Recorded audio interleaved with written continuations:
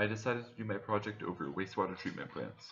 Wastewater treatment plants Originated when the amount of sewage produced by people was too much to simply dump into rivers as it was traditionally done.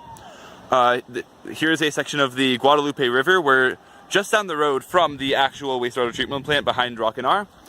And you can actually see a ways down the river. You can see that there is a handful of tubes poking into the water. That's the output for the sewage plant, where they reintroduce the hopefully clean water into the river ecosystem. Treatment occurs in two stages, primary and secondary. Primary treatment involves primarily physical treating of the water, involving screening, pulling out grit, and allowing sediment to settle to the bottom. Secondary is biological and chemical treatment, including aeration tanks, secondary sedimentation, and chlorination, and then finally releasing back into the water. So over here we can see what appears to be a screen tank.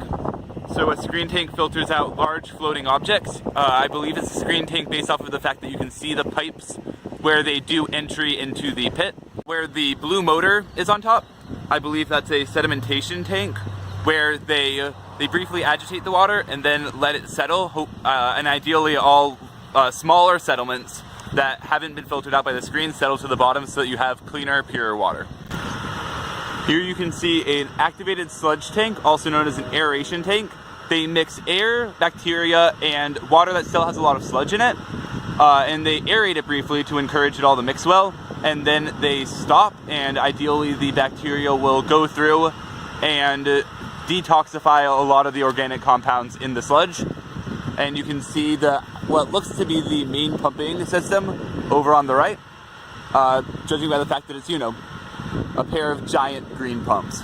Although I wasn't able to get any live footage of them, these are the two holding tanks where chlorine is introduced to the water to kill off harmful bacteria and pathogens before it is reintroduced to the river. And lastly, here is an overview of the plant taken from Google Maps. So in the top left you can see the screening tank from earlier, in the bottom left you can see the aeration tank.